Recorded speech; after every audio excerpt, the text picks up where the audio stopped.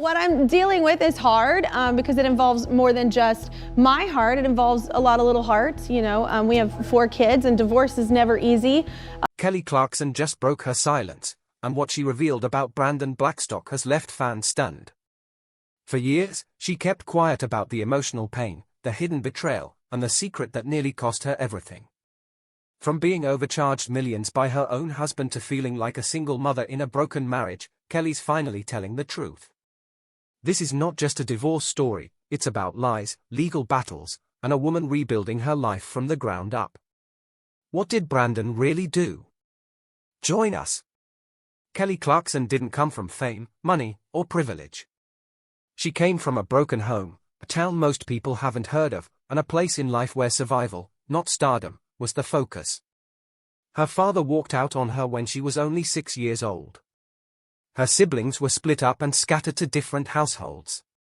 She was raised by her schoolteacher mother in a small house in Burleson, Texas, where the bills didn't pay themselves and emotions weren't always safe to express. She went to church twice a week and grew up in a conservative, Southern Baptist environment where life was about structure, rules, and respect, but not always about joy. How does a girl like that become one of the most powerful voices of the century? How do you go from a burned-down apartment to selling out arenas? And how does the same girl who once couldn't afford a proper demo become the woman now speaking out against the man who tried to take everything she built? Her life didn't start with a spotlight, it started with rejection. Kelly was just another teenager walking through the halls of Pauline Hughes Middle School when, purely by chance, a choir teacher named Cynthia Glenn overheard her casually singing. That moment changed everything. Glenn pushed Kelly to audition for the school choir, and even though Kelly had never taken a single voice lesson and didn't really believe in her talent, she went for it. She got in. That one decision, saying yes when she could have said no, kicked off a chain reaction that would shape the rest of her life. But the road from Burleson to stardom was brutal. After graduating high school in the year 2000, she was offered full scholarships by some of the most respected music schools in the country, including the University of Texas at Austin, the University of North Texas, and even Berklee College of Music. Most people would have taken the deal. Kelly didn't. She chose to skip college entirely, believing that real-world experience would teach her more than any classroom. Instead, she started working odd jobs, telemarketing, waitressing at a comedy club, handing out Red Bull samples at events, just so she could afford studio time to record a demo. That demo was the first big punch in the face. It didn't land her any record deals.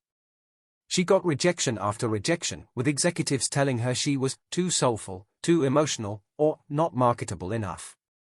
Determined not to give up, she moved to Los Angeles in the year 2001 to try again, but things got worse. Not only was she turned away by every major label, but her apartment caught fire and she was left homeless. With nowhere to go and nothing left to try, she returned to Burleson, defeated. She had no idea that within a year, everything was about to change. In the year 2002, on a friend's dare, she auditioned for a new show that no one had heard of yet, American Idol.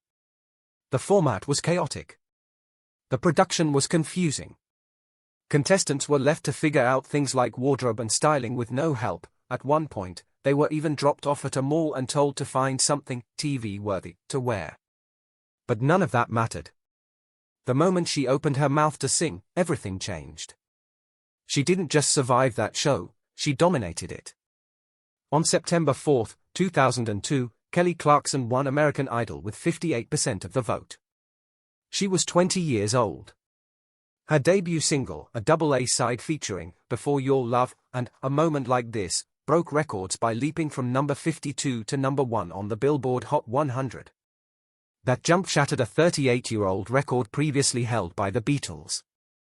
It also marked the beginning of a new kind of star, one built not in boardrooms or studios, but in front of millions of live television viewers. She didn't look like a pop star. She didn't act like one either. But she could outsing almost anyone, and she knew it. Kelly Clarkson didn't just stumble into fame. She clawed her way into it, every note earned, every step uphill.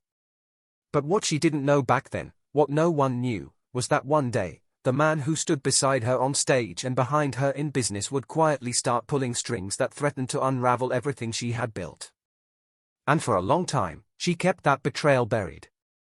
Until now. It was one of the most explosive revelations in Kelly Clarkson's career, and almost no one saw it coming. In November of 2023, after 3 years of legal silence and speculation, a California labor commissioner awarded Kelly $2.6 million in damages.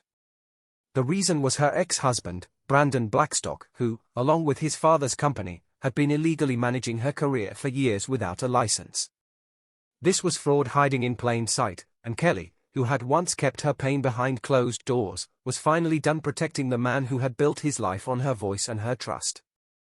Why did she stay quiet for so long? And what exactly did Brandon do that even her fans didn't know, until now? Kelly met Brandon Blackstock in the year 2006 at a rehearsal for the Academy of Country Music Awards. He was quiet, professional, and deeply connected. His stepmother was none other than Reba McEntire, one of Kelly's musical idols. Nothing happened back then. But 6 years later, their paths crossed again, and this time something clicked. By December of 2012, they were engaged. By October of 2013, they were married. From the outside, it looked like a perfect match, a pop powerhouse and a man who understood the business, shared her love of music, and brought a sense of grounded stability to her chaotic life. They built a blended family. Brandon already had 2 children from a previous marriage, and together they welcomed River Rose in 2014 and Remington Alexander in 2016. Their Instagram posts showed smiling vacations, family sing-alongs, and backstage hugs. Fans called it couple goals. But Kelly later revealed that the reality was much harder to live with. In interviews, she said she often felt like a single parent trapped inside a legal marriage, carrying the emotional labor alone while also trying to balance superstardom, motherhood, and her talk show. The emotional loneliness was so intense it eventually became unbearable. But even then, she said nothing. Not to the public. Not to the press. She just kept going. The first major crack appeared in June of 2020 when Kelly filed for divorce, citing irreconcilable differences. But that was just the surface. What followed was a quiet, methodical uncovering of what had been going on behind the scenes. Brandon Blackstock had not only been her husband, he had also been managing her professional career through his father's company, Starstruck Management Group. But under California law, anyone acting as a talent agent must be licensed. Brandon wasn't. For years, he and Starstruck had been negotiating major deals for Kelly, including sponsorships, live performances, and her role on The Voice, without proper legal authority. In other words, they were illegally pocketing a cut of her income, all while presenting themselves as her trusted advisors. Kelly took them to court. In November of 2023, the California Labor Commissioner ruled in her favor. The court found that Brandon and Starstruck had violated labor code regulations and ordered them to repay Kelly over $2.5 million. This included commissions from deals they were never legally allowed to broker, including her massive contract with The Voice. Brandon immediately filed an appeal. But in May of 2024, just 3 months before the case was set to go to trial, both sides reached a confidential settlement. The details were sealed, but the damage was already public. Brandon had been caught. And Kelly, for the first time in years, was free to tell the truth. In one interview from early 2025, she said plainly, "Nobody knew what he really did. I kept quiet for years because I was trying to protect everyone, but not myself." That line hit hard. It confirmed what many had suspected, that behind the polished exterior, Kelly had been carrying not just heartbreak, but betrayal, manipulation, and financial exploitation. She had protected Brandon to spare her children, to avoid more press drama, and maybe even to convince herself it hadn't been as bad as it felt. But it was. One of the most painful chapters came during the divorce itself, when Brandon refused to leave her Montana ranch. Despite having no legal claim to the property, despite losing the argument in court, he stayed on the land for months, dragging the conflict out even further. He was eventually ordered to vacate by June of 2022. But the emotional toll lingered.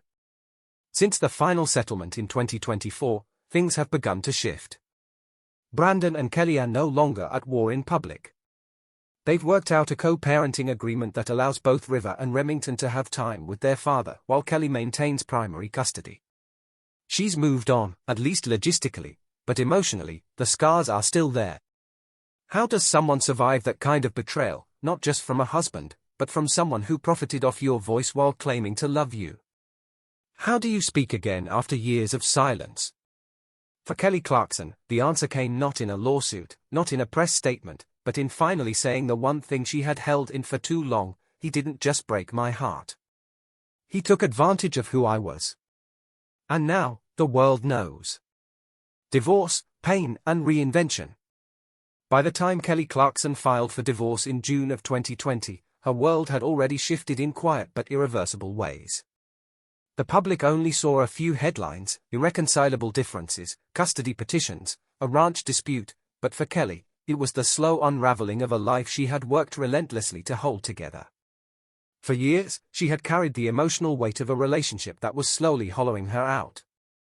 She later admitted that she felt like a single mother in her own marriage, raising 2 young children while also trying to maintain a multi-million-dollar career, a hit talk show, and a public image built on strength and authenticity. Behind her signature smile was a woman trying to hold everything in place while the ground kept shifting beneath her feet. The court granted her primary custody in late 2020. But Brandon wasn't quick to let go. One of the most drawn-out conflicts involved their Montana ranch, a sprawling property Kelly had purchased, which Brandon absolutely refused to move out from. It took nearly 2 years and a court order for him to finally leave in June of 2022. The ranch had once symbolized retreat and family life. Now, it became a flashpoint for a deeper, unspoken truth: Kelly had built something beautiful, and now she had to protect it from the person who had once shared it with her. And while lawyers negotiated spousal support and asset divisions, Kelly was undergoing a quieter transformation that no one could see, at least, not yet. In February of 2022, she legally changed her name to Kelly Brianne. She kept Clarkson for professional use, but the personal change was rooted in something deeper.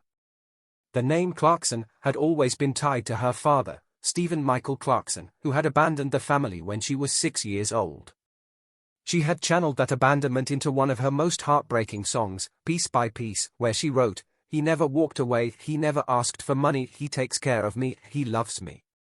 It was a song about her children's father redeeming what her own father failed to do. After the divorce, that song took on a bitter irony. The man she once believed had rewritten her story had, in fact, repeated it. But Kelly has always found her way back to herself through music. In June of 2023, she released her 10th studio album, Chemistry, and it was unlike anything she'd ever put out before. Raw, experimental, and emotionally charged, the album dealt with grief, rage, regret, and the fragile hope of healing. Critics praised it as her most honest and mature work, applauding the way she explored the complexity of emotions without sugarcoating the pain. Fans connected deeply with tracks like Mine and Red Flag Collector, where her lyrics cut through years of silence.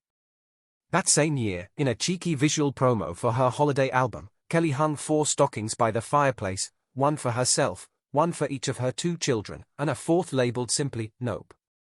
It was a light-hearted but unmistakably pointed jab at her ex, and fans loved it. In interviews, she began to speak more openly about her struggles with anxiety, therapy, and the pressure of managing public life while raising 2 young kids. She credited her children with keeping her grounded and said that learning how to show up for them every day was what kept her moving forward. By early 2025, it was clear Kelly wasn't just rebuilding emotionally, she was reinventing everything. After parting ways with Atlantic Records, she made one of the boldest moves of her career. She launched her own independent label, finally taking full control of her creative output. In May of 2025, she released her first indie single, Where Have You Been?, a song she wrote and produced herself. The track was a quiet declaration of independence, both artistically and personally. That summer, she returned to the stage with a new Las Vegas residency titled Kelly Clarkson Studio Sessions, a stripped-back, intimate run of shows set to run from July through November. Meanwhile, The Kelly Clarkson Show entered its 6th season with strong ratings and a loyal audience that connected with her candor and warmth. She also became a behind-the-scenes mentor for up-and-coming artists, many of whom cited her as the reason they entered music in the first place. Industry veterans continued to sing her praises. Billboard called her a phenomenon with an unmatched ability to cross genres and remain emotionally accessible. And Simon Cowell, the man who first helped launch her into stardom, summed it up perfectly: "We didn't make Kelly famous. Kelly made us famous." Motherhood, healing and giving back. When the lights are off and the cameras stop rolling, Kelly Clarkson's world revolves around two people, River and Remington. At 10 and 8 years old, her children are not just her top priority, they are the emotional center of her life. After the chaos of her marriage and the pain of public scrutiny, Kelly made one thing very clear: her kids come first, and everything else comes after. That doesn't mean she's closed off to love, but she's moving forward on her own terms. In May of 2025, during an appearance on Today with Jenna and Friends, she shared that she isn't actively dating, but is open to what she called a unicorn moment, something magical, rare, and real. And even that depends on her children's comfort. She revealed that River and Remy have both expressed a wish for her to stay single for now, and instead of brushing off their feelings, Kelly listened. She respects their emotional space as much as her own. So what does life look like for someone who's learned how to live without needing someone else to complete it?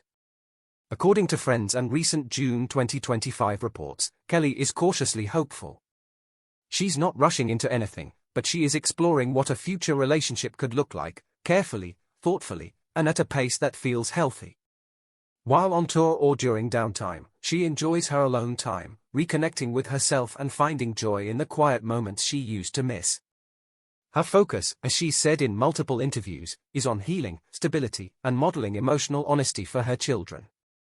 In her words, if her kids can see her process pain and still move forward with integrity, they'll learn to do the same.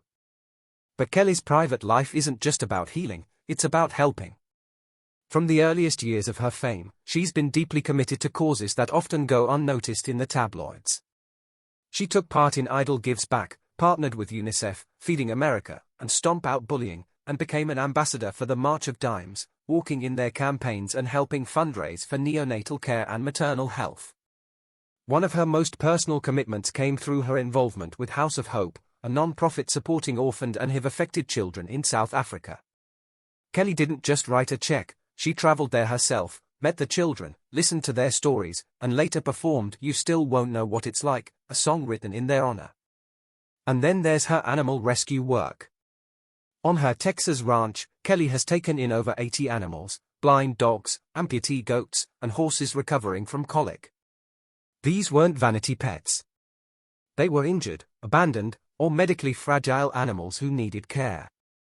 Kelly made sure they got it, often nursing them back to health herself. Thanks for watching. If you enjoyed this, don't forget to like, comment, and subscribe. Click the next video for more exciting content.